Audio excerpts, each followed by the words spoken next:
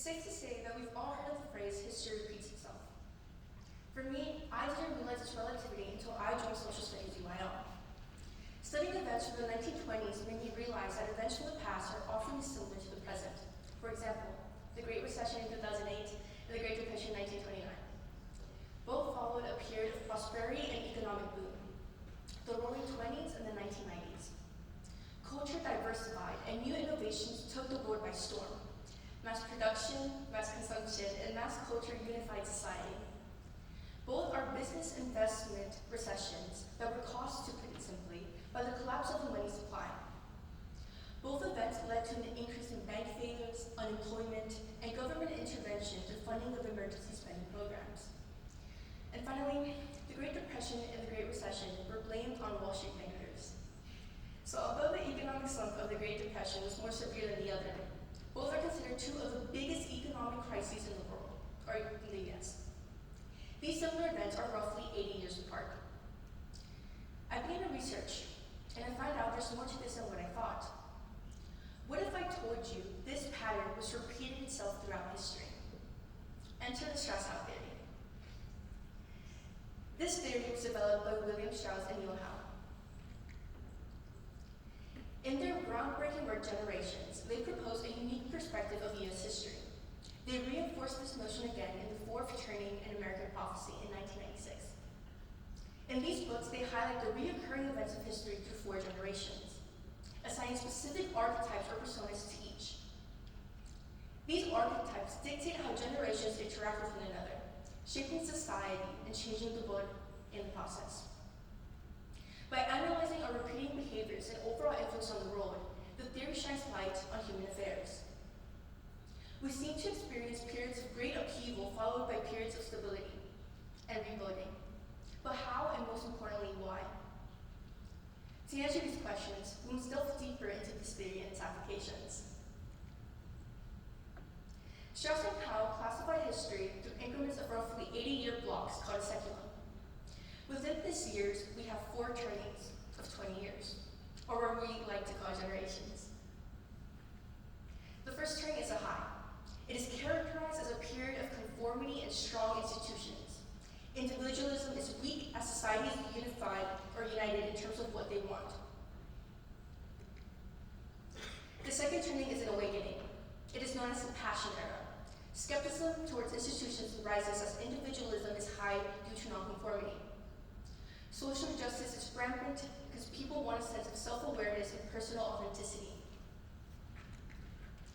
The third turning is an unraveling. The unraveling is the aftermath of the growing turmoil and skepticism. Institutions are weak while individualism is strong. It's the opposite of a high. The fourth turning, the present turning, is a crisis. It's our upheaval. Institutions are sought to be rebuilt because they no longer perceive or protect the nation's heart, the people. It's an era of change. Each turning embodies an archetype. Each archetype has defined characteristics that aid them to push society through the 4 turnings into the next high. It's a continuous cycle. Your archetype is determined by when you were born. During the high, the prophets are born at a time of continuous change. They grow up to prioritize values and have a clear vision of how society should function and establish an order. In the awakening, nomads are born after revolutionary periods. They prioritize survival and liberty, often skeptical of powerful institutions. They are adaptable to change. During unraveling, the heroes are born among the chaos. They are resilient and uphold a strong sense of community. They fix what they can with the resources provided. In a crisis, the artist is born during a time of rebuilding. They emphasize social harmony, individual expression, and due process. They fix it all.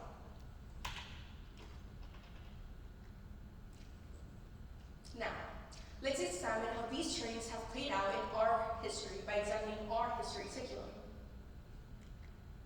Our high began after the US and the Allied powers defeated Germany, Japan, and Italy in World War II. It runs from 1946 to 1964. Culture diversified in terms of music and entertainment. Rock and roll was born by the likes of Elvis Presley. The first practical TV sets were being sold to the public by 1939, becoming a common household item by the start of our high. Monkeys such as Enos, Albert 1, 2, 3, 4, 5, and 6, all either exploded or died due to oxygen when sent to space. American astronaut Neil Armstrong also became the first person to walk on the moon in 1969.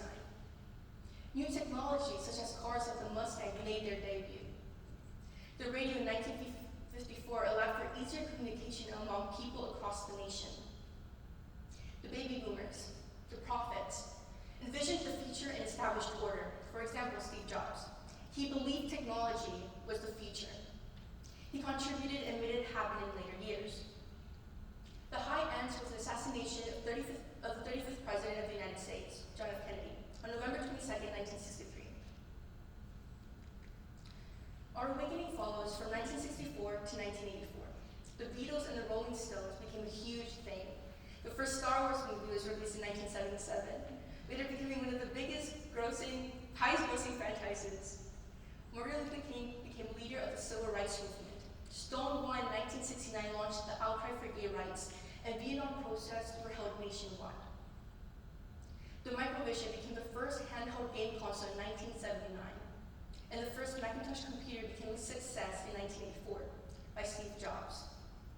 The Nomad generation, Generation X, witnessed economic and political instability, leading to their adaptability. For example, Elon Musk and his futuristic electric cars and rockets, or Larry Page, the co-founder of Google. The awakening ends with the re-election of Ronald Reagan on November 6, 1984. The unraveling begins in 1984 to 2008. The fall of the Berlin Wall on November 9, 1989 saw the rise of the Russian state. Musicians such as Tupac sang about violence in society and institutions. The LA riots and the Columbine High School shooting and 9/11 are key events of the ongoing turmoil during the unraveling. The hero generation, millennials, came of age during pure horror, currently demonstrating resilience and a sense of collective purpose. For example, Mark Zuckerberg assembling the mega universe of social networking sites that now connect people across the world.